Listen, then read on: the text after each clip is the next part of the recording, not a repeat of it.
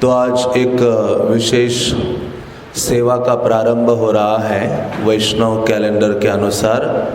तुलसी, शालिग्राम, जलदान। हाँ, तो ये गर्मी के दिन वास्तव में शुरू हो रहे हैं, तो इसलिए तुलसी और शालिग्राम को जलदान करने की जो सेवा है उसका प्रारंभ आज से हो रहा है कई दिनों के लिए। तो मैंने सोचा तुलसी महारानी की जो महिमा है उसके बारे में चर्चा करूं, क्योंकि तुलसी का हमारे आध्यात्मिक जीवन में या दिनचर्या में बहुत ही महत्वपूर्ण स्थान है। यदि तुलसी नहीं है तो हमें भूखे रहना पड़ेगा। सबसे पहले तो हमारे लिए ज़्यादा महत्वपूर्ण है प्रसाद, क्योंकि अभी हमारी अन्नमय चेतना है, भगवत भक्ति में हम लगे हैं, लेकिन फिर भी भोजन का बहुत महत्व है हमारे शुरुआत के दिनों में, क्योंकि हम गोस्वामियों के समान नहीं है कि रघुनाथ दास गोस्वामी केवल छाछ पीकर, थोड़ा सा मुट्ठी भर छाछ पीकर, वो एक द्रोणा छाछ पीकर पूरे दिन बिताया करते थे और दिन रात कृष्ण के नाम रूप गुण लीला में डूबे रहते थे। तो जो तुलसी है वो वास्तव में कृष्ण की करुणा का विस्तार है, क्योंकि भगवान कृष्ण को कहा जाता है हे कृष्ण करुणा सिंधो। कि कृष्ण करुणा के सागर है और उस सागर में हमेशा लहरें उड़ती रहती हैं, निकलती रहती है, और कई बार वो लहरें हमें डुबो देती हैं।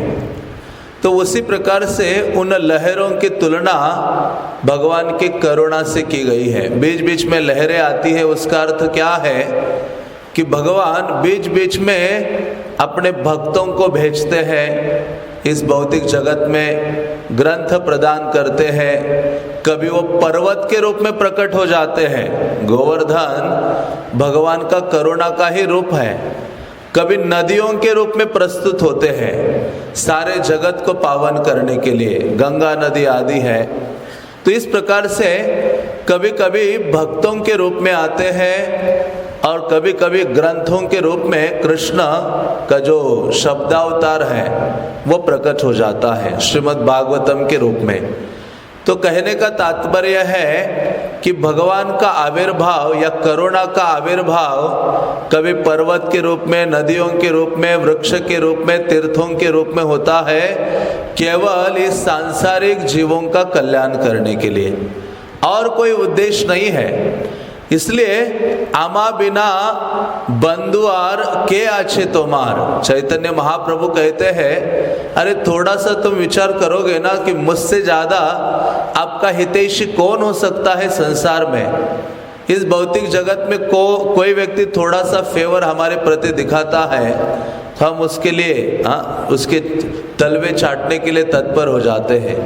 लेकिन कृष्ण इतना सब कुछ करते हैं एक जीव के लिए, लेकिन फिर भी ये जो सांसारिक जीव है वो कृष्ण के चरणों की शरण स्वीकार नहीं करते।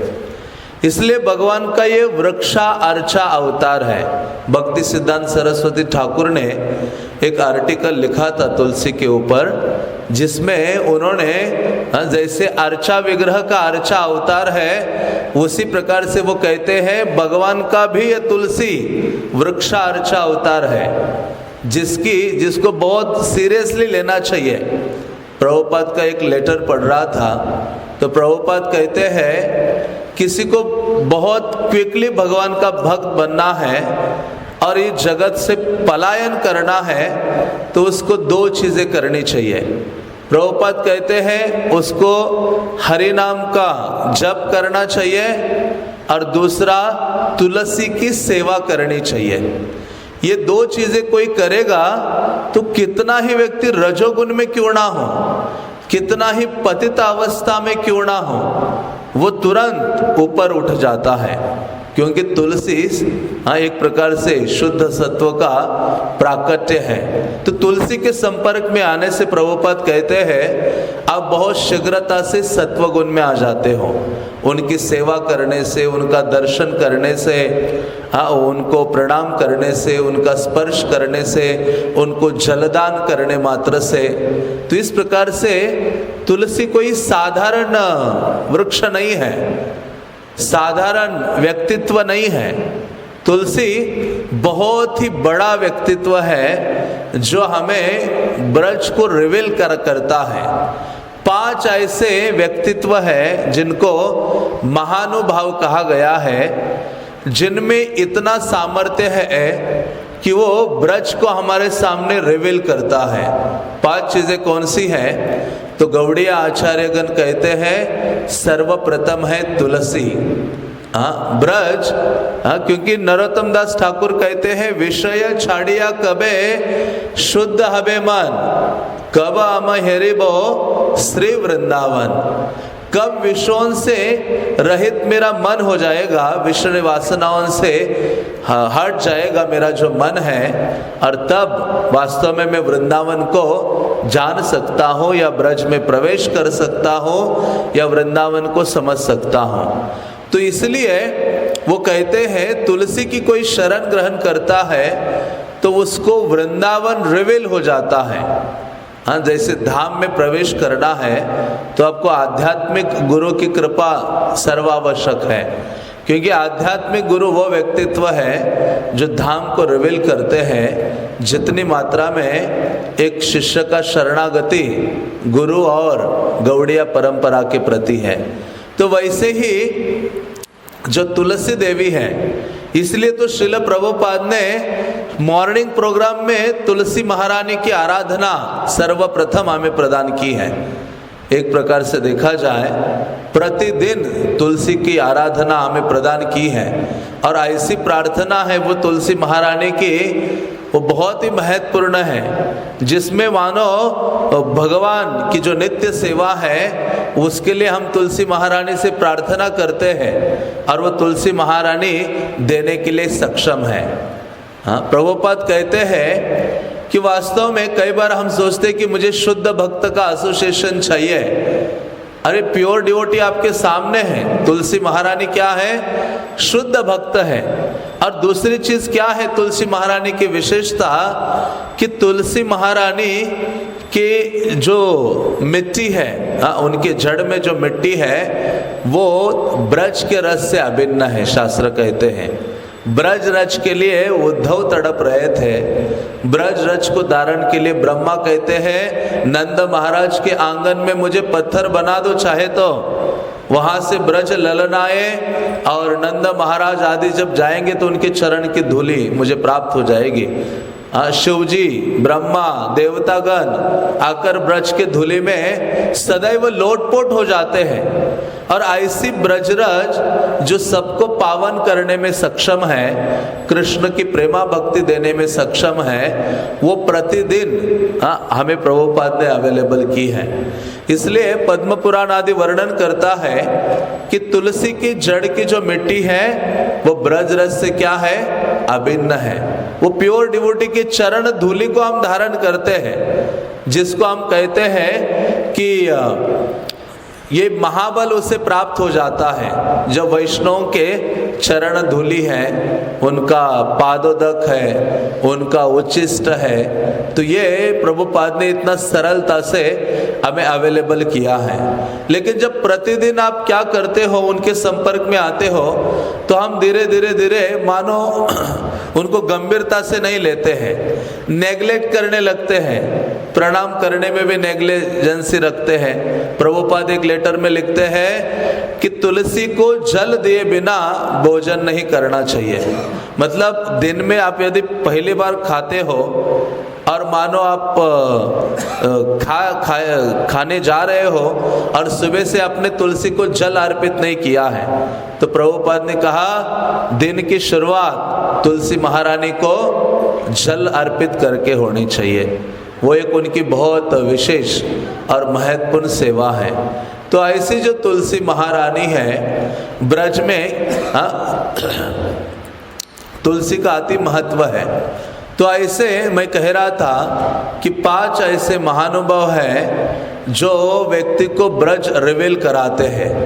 एक है तुलसी और दूसरी है यमुना।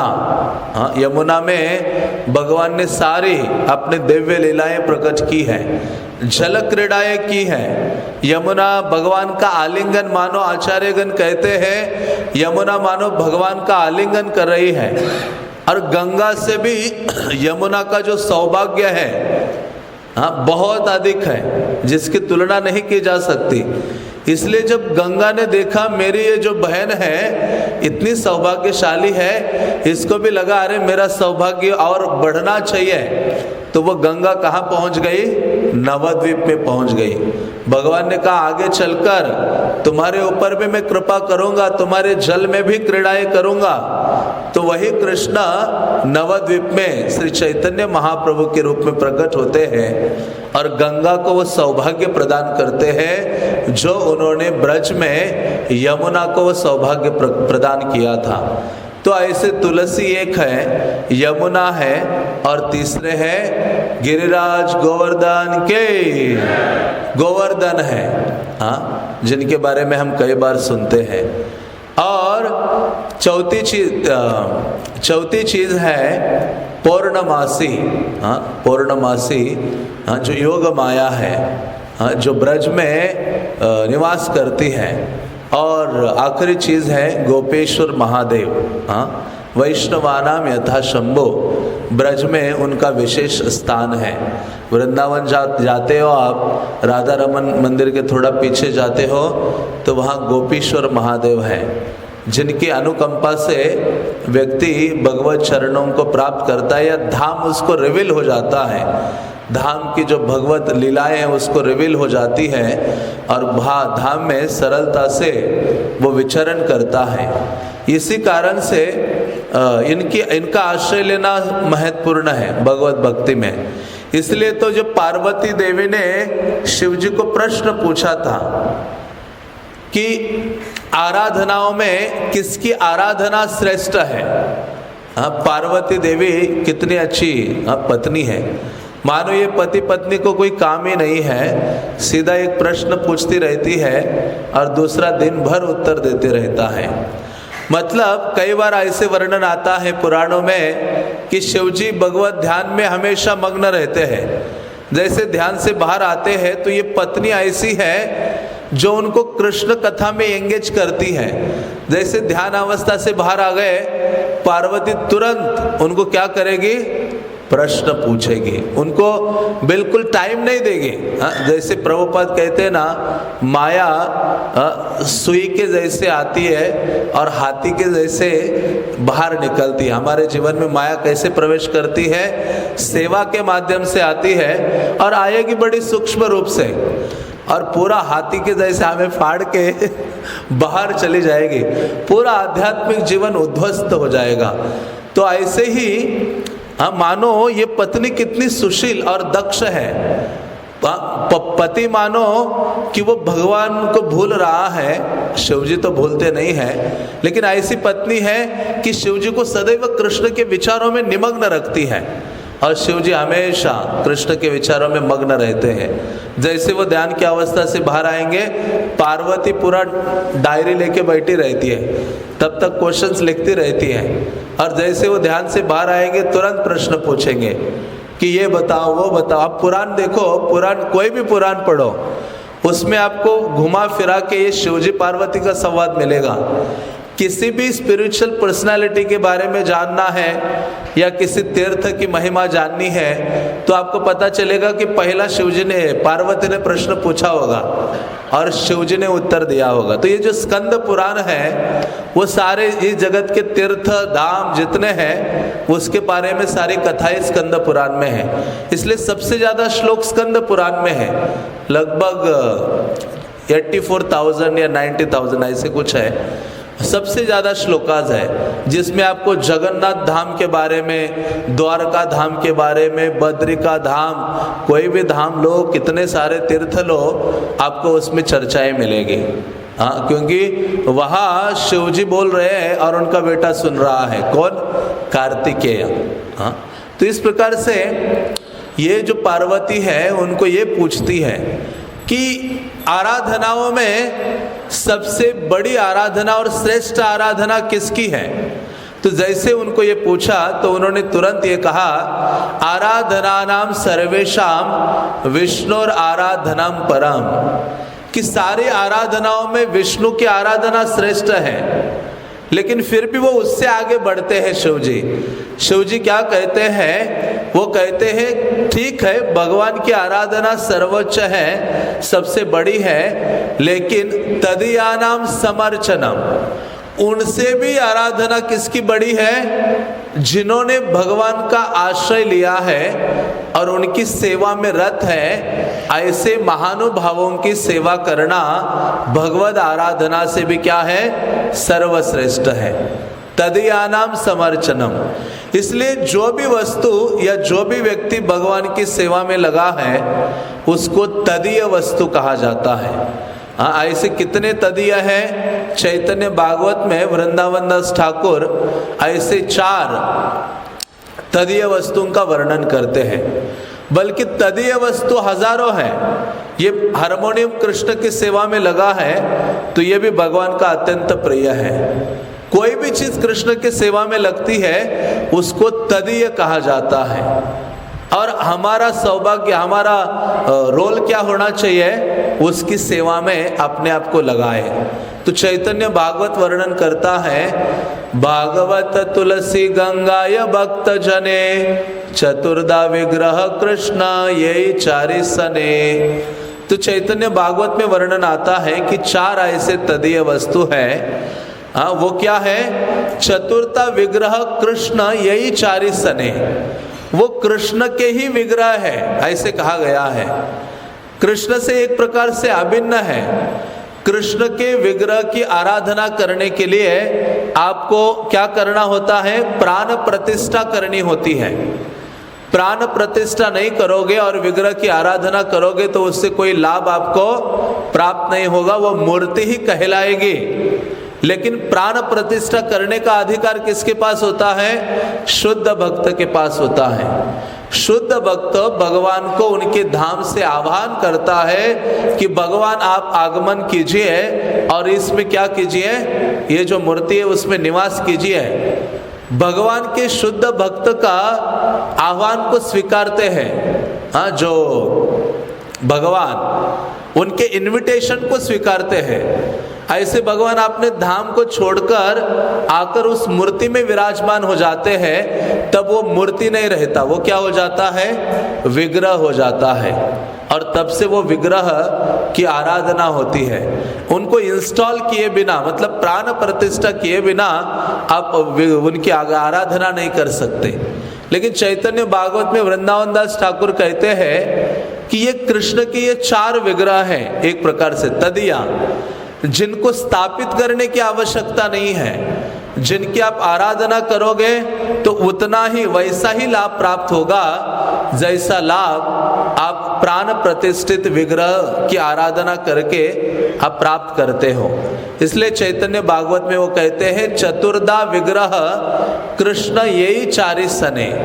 हाँ, चतुर्थ 4 ये विग्रह है। तो कौन से है, भागवत तुलसी गंगाय भक्त जने। हाँ, पहला वो भगवत विग्रह कौन है, भागवत है, श्रीमद् भागवत। हाँ, भागवत क्योंकि भगवान का साक्षात स्वरूप है, जिनको हम शब्द अवतार कहते हैं, जो कृष्ण से अभिन्न है, ग्रंथ भागवत। और दूसरा क्या है, वृंदावन दास ठाकुर कहते तुलसी की आराधना विग्रह की आराधना के समान है, उतना ही हम लाभ प्राप्त करते हैं। भागवत तुलसी गंगाय, गंगा की आराधना, गंगा त्रिभुवन को पावन करने वाली है, जो भगवान के चरण कमलों से प्राकट्य हुआ है। मानो वो चरणामृत है। यहाँ तो इतना कटोरा चरणामृत रखते हैं, लेकिन एक चरणामृत पूरे सबको धुलाते पिलाते जा रहा है समंदर की ओर। कौन है, गंगा है। तो ऐसा गंगा। और चौथा कौन सा विग्रह है, वृंदावन दास ठाकुर कहते हैं भक्त जने, वैष्णव। भक्त का बहुत बड़ा रोल है आध्यात्मिक जीवन में। इसलिए यही चारि सने। इसलिए कहते, रूप गोस्वामी ने इसलिए कहा कि ये जो चार तदीय है, जैसे मैंने कहा तदीय बहुत हो सकते हैं, जो भी कृष्ण की सेवा में लगा वो तदीय वस्तु है। तो रूप गोस्वामी इन जितने भी तदीय वस्तु कृष्ण की सेवा में लगी है, उनमें श्रेष्ठ किसकी सेवा है, इसका वर्णन भक्ति रसामृत सिंधु में करते हैं। रूप गोस्वामी कहते, अथः तदीयानाम सेवनम तुलसः, कि जितनी भी ये तदीय वस्तु है उनमें श्रेष्ठ कौन है, सेवनम तुलसः, तुलसी देवी है। इसलिए तुलसी देवी की सेवा अति उत्तम है और बहुत महत्वपूर्ण है। आप देखोगे शास्त्रों में कोई ऐसी पर्सनैलिटी नहीं थी जिन्होंने तुलसी की सेवा ना की हो। श्रीमती राधा रानी ने गर्ग संहिता में तो पूरा एक लंबा अध्याय आता है जिसमें राधा रानी ने तुलसी की कैसे सेवा की। चैतन्य महाप्रभु का भी वर्णन हम देखेंगे कि चैतन्य महाप्रभु कैसे प्रतिदिन, चाहे वो नवद्वीप में थे या जगन्नाथपुरी में थे, उन्होंने एक भी दिन अपना ऐसा नहीं बिताया जिस दिन चैतन्य महाप्रभु ने क्या नहीं किया, तुलसी की सेवा ना की हो, तुलसी को प्रणाम ना किया हो, तुलसी को जलदान ना दिया हो, तुलसी की स्तुति ना की हो। तो इस प्रकार से चैतन्य महाप्रभु जो साक्षात परम भगवान है, वो अपने आचरण से तुलसी की जो आराधना है वो हमें सिखाते हैं। बल्कि भारत में सभी का एक प्रकार से सौभाग्य है। भारत में किसी भी हिंदू घर में कोई व्यक्ति हो, जन्म लेता है, तो कम से कम इतना तो रह जाता है कि वो तुलसी का शब्द उसके कानों में तो जाता ही है। जैसे गाँवों में हम थे, चाहे कोई आध्यात्मिकता का ज्ञान नहीं है, भगवान कौन है क्या है, लेकिन कम से कम इतना तो था कि माँ क्या करते थे, स्नान के बाद एक लोटा पकड़ते थे और वो तुलसी का जहाँ पेड़ हो उसमें डाल के आते थे और बच्चे को कहते थे, बच्चे जाओ वो तुलसी को पानी दो। चाहे हमें कोई उसका लाभ पता नहीं है, कोई उसका ज्ञान आदि नहीं है, लेकिन बचपन से ही कम से कम गाँव में, शहर में तो पता नहीं, लेकिन गाँव में जो बालक है वो तुलसी के संपर्क में आए हैं, चाहे किसी ना किसी प्रकार से। तो इस प्रकार से सबका सौभाग्य वासना उदित हो जाता है। इसलिए कई पुराणों में वर्णन आता है तुलसी का मतलब क्या है। तुलसी का मतलब है जो अद्वितीय है या बेजोड़, अनुपमेय। तुलाम सादृशम शाति नाशयति तुलसी, मतलब जिसकी किसी के साथ तुलना नहीं कर सकते, इसलिए उसको क्या बोला गया है, तुलसी बोला गया है। मतलब जिसकी सेवा की तुलना नहीं की जा सकती, कोई और तुलना करने योग्य नहीं है, जिनके समीप कोई नहीं पहुंच सकता ऐसा। इसलिए तो अब देखो गोपियां जिनके चरणों में गिर रही है, वो कह रही है कच्चित तुलसी कल्याणी। कल्याणी मतलब हे दयालु, गोविंद चरण प्रिय। आप गोविंद के चरणों में, आपके लिए गोविंद के चरण इतने प्रिय है, या उसका दूसरा अर्थ ये भी है कि गोविंद को आप बहुत, उनके चरणों को आप बहुत प्रिय हो। इसलिए तो गोपिकाएं भी तुलसी से निवेदन करती है, यही निवेदन करो, क्या है, यही धरो सखिर अनुगत करो। तुलसी महारानी को हम प्रेयर करते हैं, प्रार्थना करते हैं, जो क्या देने वाली है, विलास कुंज दिवोवास। विलास कुंज किसका नाम है, वृंदावन का दूसरा नाम है विलास कुंज, क्योंकि विलास का मतलब है आनंद या लीलाएं, दिव्य कार्यकलाप। जहाँ कुंजों में राधा कृष्ण उन दिव्य कार्यकलापों में नियुक्त रहते हैं, ऐसा ब्रज है जिसमें आप क्या कीजिए, मुझे निवास प्रदान कीजिए। तो ऐसी ब्रज को प्रदान करने वाली तुलसी महारानी है, जिसकी तुलना इस संसार में किसी और से नहीं की जा सकती। जो तुलना के सारे मापदंड को तोड़ देती है, उसको तुलसी कहा गया है। और ऐसे तुलसी का प्राकट्य कार्तिक में अमावस्या के तिथि में हुआ है। हाँ, कई सारे उपाख्यान है तुलसी के। जालंधर से संबंधित है, शंखचूड़ से संबंधित लीला है, धर्मदेव एक ब्राह्मण हुए थे उनसे संबंधित है। ऐसे अलग अलग कल्पों में अलग अलग समय में उनका प्राकट्य हुआ है और उनके प्राकट्य का केवल एक ही उद्देश्य रहा है, सारे जीवों का सौभाग्य उदित करना और उनको कृष्ण के सेवा में क्या करना, समर्पित करना। इसलिए तो श्रील प्रभुपाद जब अमेरिका या लंदन गए थे तो एक रिपोर्टर ने पूछा, मानो तुलसी, तुलसी एक वो रोप है जिसके द्वारा हम किससे कनेक्टेड है, कृष्ण से कनेक्टेड है। अब देखो प्रभुपाद ने कहा ना, प्रभुपाद को पूछा, स्वामी जी आपने ये गले में क्या पहन के रखा है? तो प्रभुपाद ने क्या बोला, मैं ये नहीं बोला कि मैंने तुलसी और बहुत सारी चीज़ें। प्रभुपाद ने कहा ये तो उसी प्रकार से है जिस प्रकार से एक कुत्ता होता है, जो पालतू कुत्ता होता है उसके गले में रस्सी होती है, और जिसके गले में रस्सी या पट्टा है उसका मतलब उस कुत्ते का कोई ना कोई स्वामी है, मालिक है, वो अनाथ नहीं है, वो सनाथ है। और जिस कुत्ते के गले में पट्टा नहीं है, रस्सी नहीं है, वो गली का कुत्ता है, कोई भी आकर उसके लाथे मारता है, छड़ी से मारता है, पत्थर मारता है, भगाता है, खदेड़ देता है। तो प्रभुपाद ने कहा ये निशानी है कि कोई मेरा क्या है, मास्टर है, और हमारे मास्टर कौन है, कृष्ण है। तो मास्टर के हाथ में हमेशा वो रस्सी होती है जो कुत्ते को पकड़ के रखता है। तो ये मानो एक प्रकार से वो कनेक्शन है कृष्ण के साथ। हाँ, इसलिए शास्त्र कहते हैं कि ऐसे तुलसी को सदैव धारण किए रहना चाहिए, जिससे आध्यात्मिक जो साधना है वो अत्यधिक सरल हो जाती है। हम भगवान के प्रति सत्वगुण में हम सत्वगुण बना रहता है कृष्ण की सेवा के लिए या भगवान श्रवण कीर्तन के कार्य के लिए।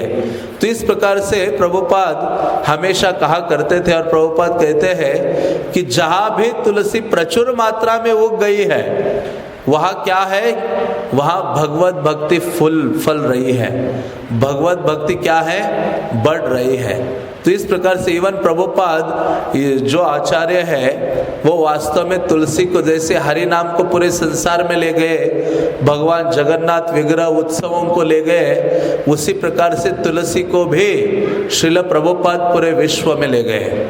क्योंकि उनकी जो शिष्या थी गोविंद दासी, उन्होंने पहली बार दूसरे देश में क्या किया था, हाँ, तुलसी को उगाया था। प्रभुपाद बहुत उनसे प्रसन्न हो गए थे।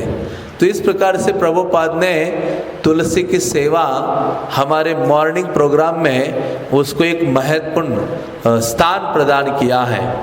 कि पद्म पुराण कहता है कि कितनी महिमा है तुलसी महारानी की, बल्कि हर पुराणों में आपको तुलसी से संबंधित कुछ ना कुछ वक्तव्य पढ़ने को मिलेगा।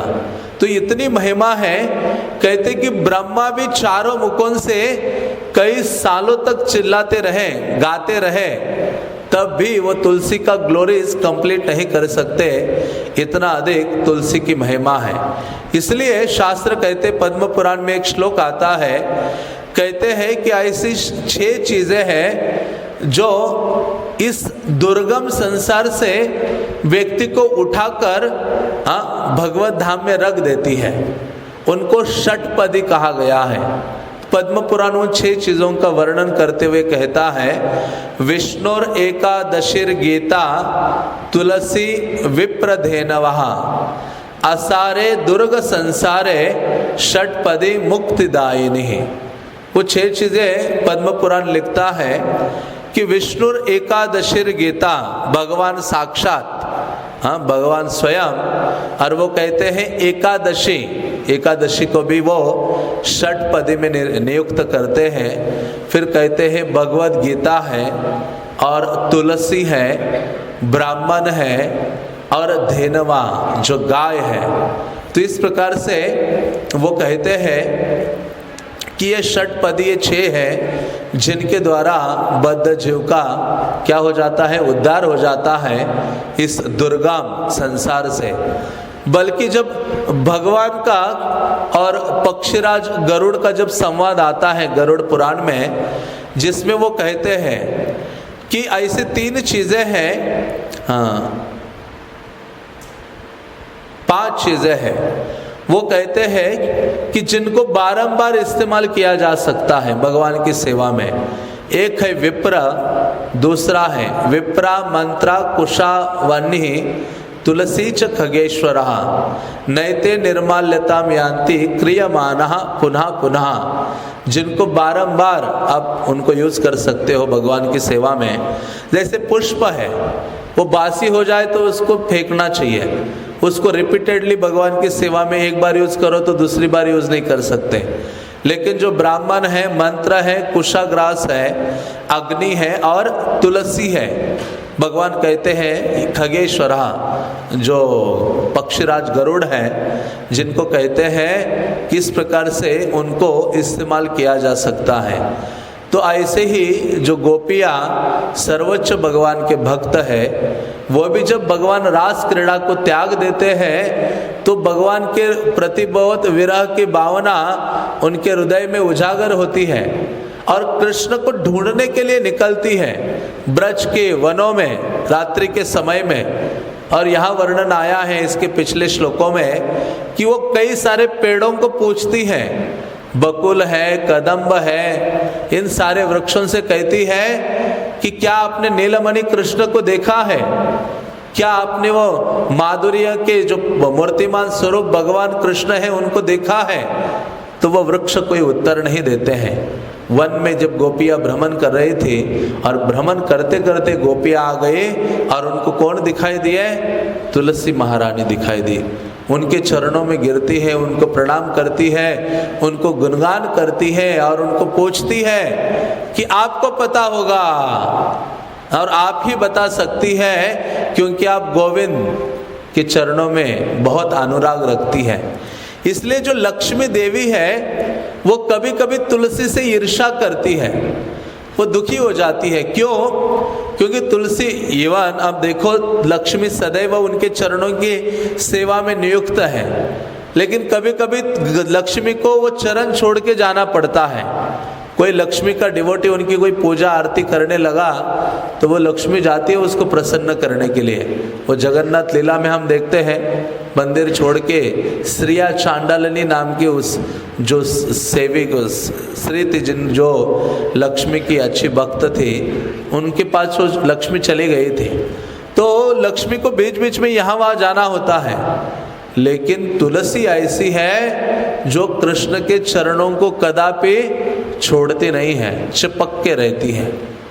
इसलिए भगवान के विग्रह की आराधना पूर्ण तब हो जाती है जब तुलसी को लेके चंदन में डुबा के भगवान के चरणों में आप रखते हो। डीटी वर्शिप का एक प्रमुख नियम है, जब सारे आराधना हो गई, हाँ, जब षोडश उपचार से अंदर आराधना होते हैं, 16 प्रकार के आर्टिकल्स ऑफर किए जाते हैं भगवान को, जो उत्सव विग्रह है अंदर उनकी सुबह जब अभिषेक आदि होता है और भगवान के सारा ड्रेसिंग होता है, माल्यार्पण होता है, सारी सेवाएं हो गए, तो क्या किया जाता है, पुजारी क्या करते हैं, तुलसी को लेते हैं, चंदन में डुबाकर भगवान के चरणों में रखते हैं और सारी सेवाओं को तब भगवान स्वीकार करते हैं। और वो सारी विग्रह आराधना की तब पूर्तता है, तब पूर्णता है। हाँ, इसलिए भगवान को तुलसी अर्पित करना बहुत महत्वपूर्ण है। मानो भगवान को क्या करता है ऐसा भक्त जो तुलसी अर्पित करता है, भगवान को खरीद लेता है अपनी सेवा के द्वारा। इसलिए हम चैतन्य चरितामृत में पढ़ते हैं, हाँ, क्या पढ़ते हैं कि अद्वैत आचार्य जब तंत्र सार पढ़ रहे थे तो उनको एक श्लोक उन्होंने पढ़ा। वो क्या श्लोक था, तुलसी दल मात्रेण जलस्य चुलुकेन वा विक्रीणेते स्व आत्मानं भक्त्यो भ्यो भक्त वत्सला। कि भगवान इतने भक्त वत्सल है कि अपने आप को बेच देते हैं, उस भक्त के हो जाते हैं। जो भक्त क्या करता है, तुलसी दल मात्रेण जलस्य चुलुकेन वा, मैं इतने चुल्लू भर पानी में डूब जा, डूबना नहीं है, चुल्लू भर पानी किसके चरणों में डालना है? कृष्ण के चरणों में डालना है। हाँ, वो कहते अद्वैत आचार्य ने गंगा जल और क्या किया? तुलसी, ये भगवान को अर्पित करना शुरू किया। उसका इतना प्रभाव होता है, चैतन्य चरितामृत में वर्णन आता है कि भगवान चैतन्य महाप्रभु प्रकट होने से पूर्व नवद्वीप में तो ऐसा वातावरण नहीं था कि सारे ही भगवान के भक्त थे, लेकिन कोई भगवत नाम का उच्चारण भी नहीं कर रहा था। बहुत पढ़े लिखे लोग थे, गीता का पूरा कंठस्थ था, लेकिन फिर भी विष्णु नाम, भगवत नाम कीर्तन नहीं कर रहे थे। रेयरली कभी कोई स्नान करने जाता था तो 2 शब्द बोला करते थे, गोविंद या पुंडरीकाक्षः। तो ये देखकर भक्त लोग बहुत दुखी थे कि सारे जड़ संसार के कार्यों में निमग्न थे, और अद्वैत आचार्य भी बहुत दुखी थे, और सारे भक्तों के जो नेता थे नवद्वीप में वो अद्वैत आचार्य थे। अद्वैत आचार्य के घर में भक्त लोग एकत्रित होते थे, जिनका घर श्रीवास पंडित के घर के नजदीक था, और वहां आकर गीता और भागवत की चर्चा करते थे और नाम संकीर्तन करते थे। तो अद्वैत आचार्य ने देखा, सोचा रे भगवान अवतरित होने वाले हैं। अद्वैत आचार्य कहते हैं कि यदि नहीं वो होंगे अवतरित तो मैं अपनी 4 भुजाएं प्रकट करूंगा, उसमें चक्र आदि हाथ में लूंगा और सारे जो दुष्ट लोग हैं उनका संहार करूंगा। ऐसा अद्वैत आचार्य बोल रहे थे। अद्वैत आचार्य को अचानक एक भक्ति भाव संचार हुआ और अद्वैत आचार्य बोल उठे। क्या बोला उन्होंने? आनिया कृष्णेर करो कीर्तन संचार, तबे से अद्वैत नाम सफल अमार। वो कहते हैं अद्वैत नाम तभी सफल होगा, भगवान को अवतरित कराऊंगा और कीर्तन सब जगह प्रचारित कराऊंगा। कृष्ण वर्ष करिबे न कोन आराधने, विचारिते एक श्लोक आयला तार मने। तो ऐसे कृष्ण आराधना, क्या आराधना करो जिसके द्वारा कृष्ण वश में हो सकते हैं? तो ऐसा जब उन्होंने सोचा तो उनके मन में एक श्लोक आया जो उन्होंने पढ़ा था। तो वो श्लोक जो मैंने कहा, तुलसी दल मात्रेण जलश्च चुलुकेन वा विक्रीणेते स्वात्मानं भक्त्योभ्यो भक्तवत्सलः, कि उन्होंने कहा ये करना पड़ेगा मुझे। यही श्लोकार्थ आचार्य करे न विचारन, कृष्ण के तुलसी जल देय जय जान। वो कहते हैं कि ये श्लोक पर वो विचार करने लगे कि कृष्ण को तुलसी और ये जल जो व्यक्ति देता है, तार ऋण शोधिते कृष्ण करे न चिंतन, जल तुलसी रसम किछु घरे नाही धन। तो ये सबसे बड़ा धन है जिसके द्वारा आप कृष्ण को खरीद लेते हो। तो ऐसा अद्वैत आचार्य ने सोचा और अद्वैत आचार्य ने क्या किया, गंभीरता पूर्वक प्रतिदिन भगवान की आराधना शुरू कर ली। और उस आराधना का प्रभाव क्या हो गया कि भगवान अपने आध्यात्मिक लोक को छोड़कर इस धराधाम में प्रकट होते हैं श्री चैतन्य महाप्रभु के रूप में, और सारे जगत में नाम कीर्तन को प्रसारित करते हैं, या नाम कीर्तन सारे जगत के जीवों को प्रदान करते हैं। तो इस प्रकार से इतना पावरफुल है। तो स्कंद पुराण में वो संवाद आता है कार्तिकेय और शिवजी का, जिसमें वो कहते कार्तिकेय को बड़े प्रश्न हो रहे थे।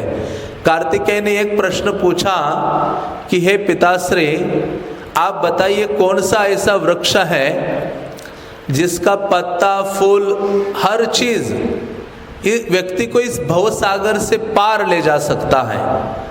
तो तुरंत शिवजी कहते हैं कि केवल एक ही वृक्ष है जिसका पत्ता, फूल, टहनी, हर चीज जीव को इस भवसागर से पार ले जा सकती है, और जो मंगलमयी है वो तुलसी है, जो सारे इच्छाओं को पूर्ति करने वाली है और कृष्ण की सबसे अधिक प्रिय है।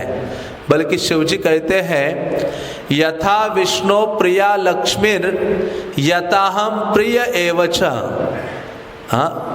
वो कहते जैसे विष्णु को लक्ष्मी प्रिय है, मैं भी उनको बहुत प्रिय हूँ। कौन बोलते हैं? शिव जी। मैं भी कम नहीं हूँ। और सही में विष्णु को, भगवान को शिव जी बहुत प्रिय है, उनको बहुत आलिंगन करते हैं।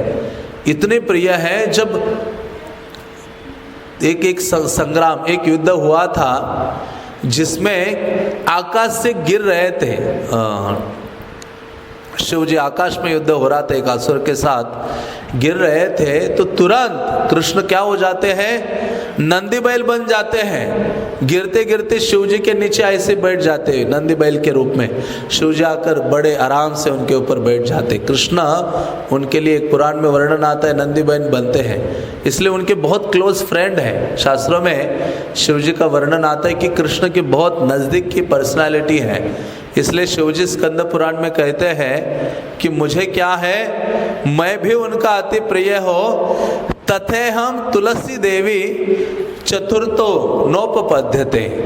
उसी प्रकार से तुलसी भी उनको बहुत प्रिय है। मैं नहीं जानता चौथा कोई प्रिय है या नहीं है, ऐसा शिवजी कहते हैं।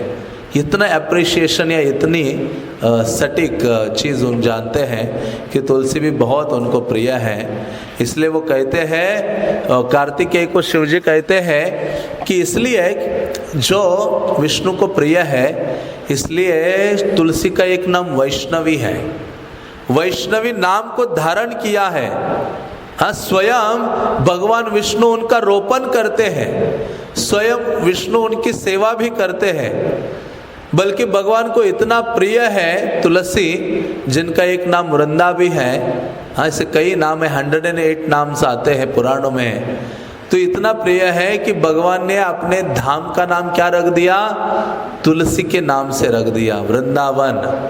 हाँ, वृंदावन है, भगवान को इतना प्रिय है।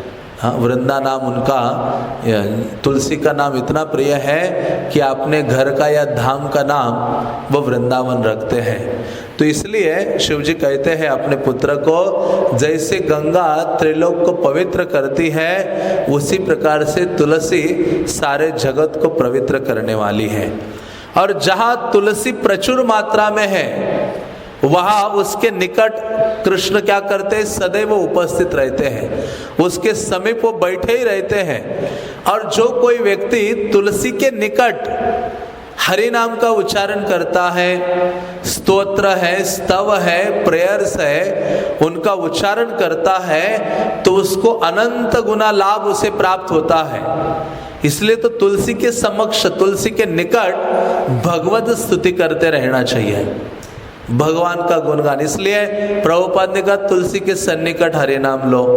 अब देखो, समय नहीं है, लेकिन चैतन्य लीला में आप देखोगे हरिदास ठाकुर का जो चरित्र है।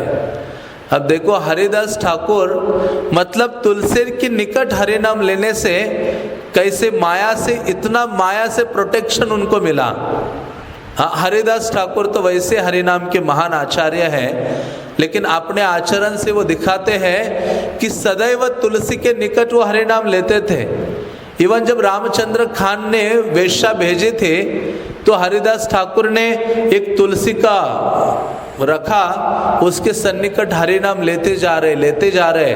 वो वेश्या आ जाते थे, और कृष्णदास कविराज लिखते हैं कि वो जो वेश्या है आकर हरिदास ठाकुर को भी प्रणाम करते थे, और तुलसी को भी क्या करते थे? वो सदैव प्रणाम करते थे। जिसके द्वारा ये हो गया कि वो तुलसी को बारंबार प्रणाम करने से और हरिदास ठाकुर का हरि नाम सुनने से वो वेश्या का भी हृदय परिवर्तन हो गया। हाँ, वो मानो हरिदास ठाकुर उनके निकट हरिनाम लेने से उनको इतना प्रोटेक्शन प्राप्त हो रहा था। बल्कि वो तो एक साधारण वेश्या, दूसरा लीला वो कृष्णदास कविराज लिखते हैं, ये तो हो गया, लेकिन इससे एक चमत्कारिक घटना घटी है। जब ऐसा वर्णन हरिदास ठाकुर का करते हो, कहते एक चमत्कारिक घटना है कि एक सुबह अर्ली मॉर्निंग का समय था, फुलिया ग्राम के निकट हरिदास ठाकुर गुफा से बाहर आकर हरिनाम तुलसी के निकट ले रहे थे। साक्षात माया देवी का आगमन हो गया, जिसके द्वारा सब प्रज्वलित हो गया था सारा वातावरण, मतलब बहुत तेज महसूस हो रहा था। वो आए और हरिदास ठाकुर नाम ले रहे थे, उनसे याचना वो कर रही थी। हाँ, लेकिन तुलसी को माया देवी ने प्रणाम किया। हरिनादास ठाकुर तुलसी के साथ हरिनाम ले रहे थे, तो माया देवी का प्रभाव भी उनके ऊपर नहीं पड़ा।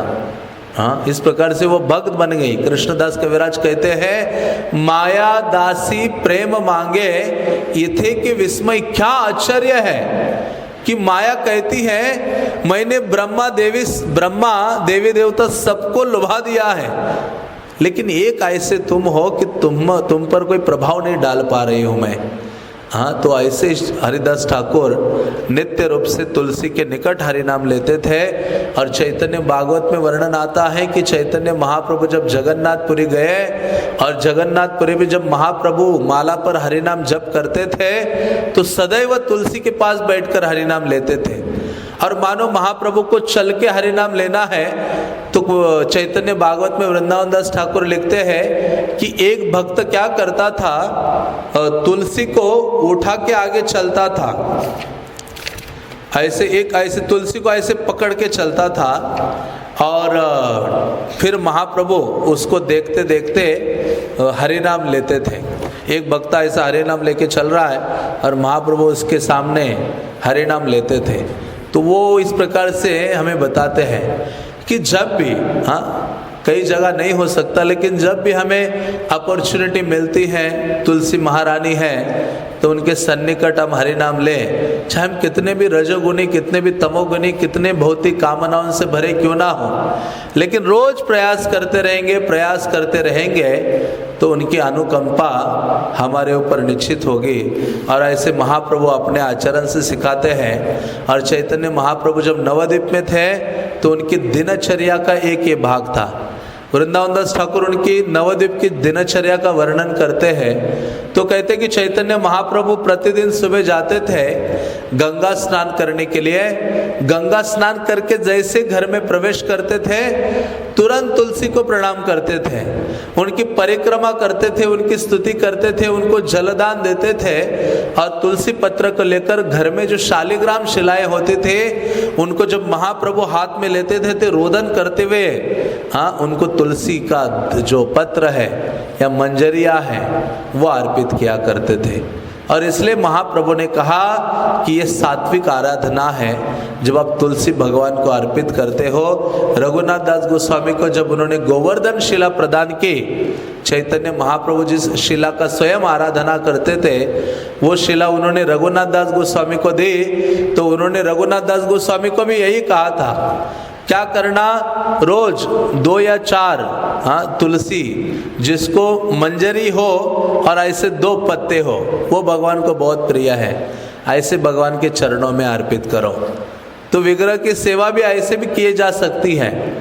हाँ, कई बार होता है विग्रह के प्रति कोई हमारा रुचि नहीं होता, कोई आकर्षण नहीं होता, लेकिन हम रोज उनकी सेवा करें। मानो तुलसी घर में है, 2-4 एक मंजरी तुलसी और पत्ते के साथ ले आए, पुजारी को दिया, पुजारी महाराज आप क्या कीजिए, ये थोड़ा भगवान के चरणों में चढ़ा दीजिए। हाँ, क्योंकि भगवान बोलते हैं पत्रम पुष्पम फलम तोयम, तो कृष्ण उसको बहुत प्रेम से स्वीकार करते हैं। तो ये तब आप मानो विग्रह आराधना के आप पार्ट हो। डेटी वर्शिप में अलग अलग 5 चीज़ें आती हैं, जिसमें ये भी एक है कि डेटीज का रोज आराधना कोई कर सकता है यदि वो विग्रह से संबंधित उनके लिए पुष्प चयन करता है, तुलसी ला के देता है, कोई और चीज़ें प्रदान करता है, तो वो भी विग्रह आराधना है, जो पुजारी उनको सब प्रकार की आराधना करता है। तो ऐसी कई चीज़ें हैं तुलसी से संबंधित। हाँ, तो मैंने थोड़ा उनका गुणगान करने का प्रयास किया। तो ऐसी तुलसी महारानी है जिनका गुणगान सारे शास्त्रों में बहुत अधिक मात्रा में है।